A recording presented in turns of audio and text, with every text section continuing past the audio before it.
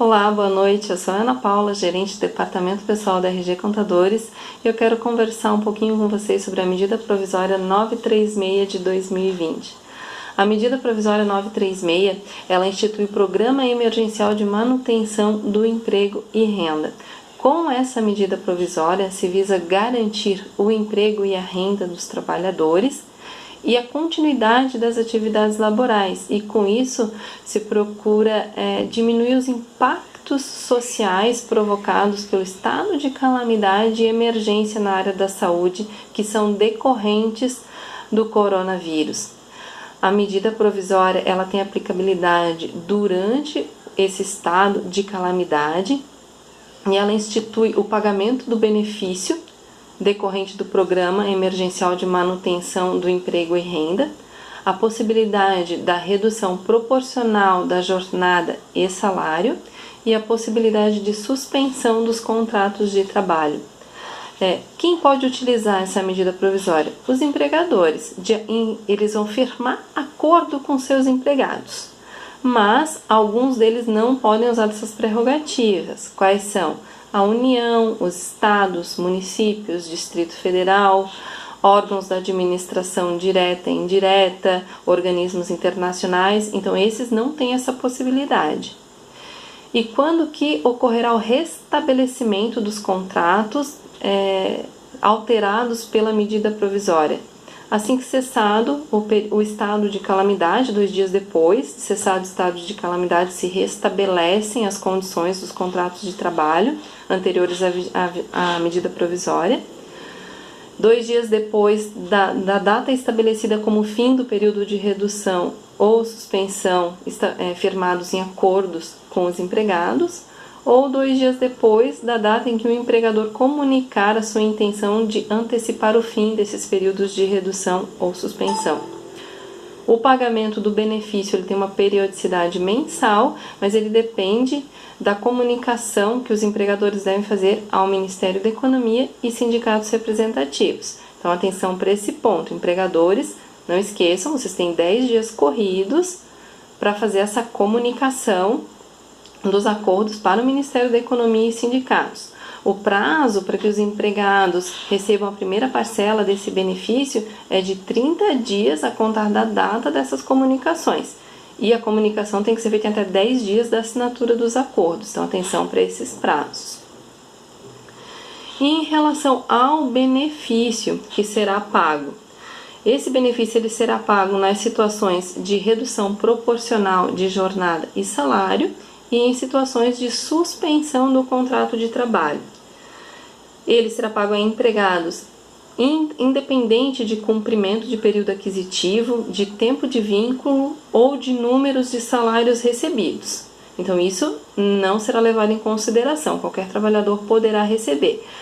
De todo modo, estão excluídos da possibilidade de receber o benefício, não receberão o benefício aqueles empregados que sejam ocupantes de cargo ou empregos públicos, que estejam em gozo de benefício de prestação continuada do regime geral de previdência social ou de regimes próprios de previdência social, estejam percebendo parcelas de seguro-desemprego ou bolsa de qualificação profissional de acordo com a Lei 7998 de 1990. E como que será calculado o valor desse benefício que é pago pelo governo? O valor do benefício ele é calculado de acordo com a base de cálculo do seguro-desemprego a que o empregado teria direito se fosse demitido, numa demissão sem justa causa. Então, não é com base no salário do empregado, é com base no valor do seguro-desemprego. Como que é feito o cálculo do seguro-desemprego? Você pega a média salarial dos últimos 3 meses antes da rescisão, calcula essa média e nessa média é feito um cálculo para se chegar no valor do seguro-desemprego, de acordo com uma tabelinha que é disponibilizada lá no site do Ministério da Economia. Então, não é o valor do salário, é o valor da base de cálculo do seguro-desemprego. E vamos tratar agora diretamente sobre redução e suspensão. Na redução proporcional de jornada e salário, nós temos 3 possibilidades de negociação com os empregados. reduzir 25% da jornada e salário. Nessa situação, o valor do benefício pago pelo governo aos empregados corresponderá a 25% da base de cálculo do seguro-desemprego. Então, depois que você encontrou o valor do seguro-desemprego, aplica 25%, que é a mesma proporção da redução da jornada e do salário. E nesse caso de redução de 25%, poderá ser firmado acordo individual entre empregado e empregador. Não precisa de ter negociação com o sindicato. Em todos os casos de redução proporcional de jornada e salário, a empresa, na parcela que lhe compete pagar para o empregado, ela fica obrigada a observar o valor do salário hora. Então, o valor do salário hora do empregado será garantido. Outra possibilidade de redução proporcional é de 50% da jornada e salário. Nessa opção, o valor do benefício pago pelo governo corresponderá a 50% do seguro-desemprego.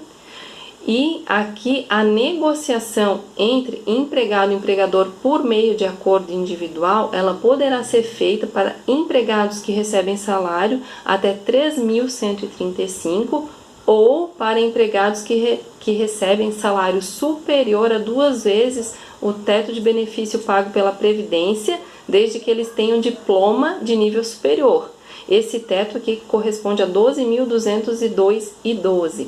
Para os empregados compreendidos na lacuna entre 3.135 até 12.202 eles, para que seja possível aplicar essa redução proporcional de jornada e salário, é necessário que haja negociação com o sindicato, negociação coletiva. Da mesma forma, na redução de 70%, também pode ser firmado acordo individual entre empregado e empregador para empregados que recebem até 3.135 e para aqueles que recebem acima de 12.202,12. Os demais empregados compreendidos naquela lacuna entre 3.135 e 12.202 precisa de negociação coletiva.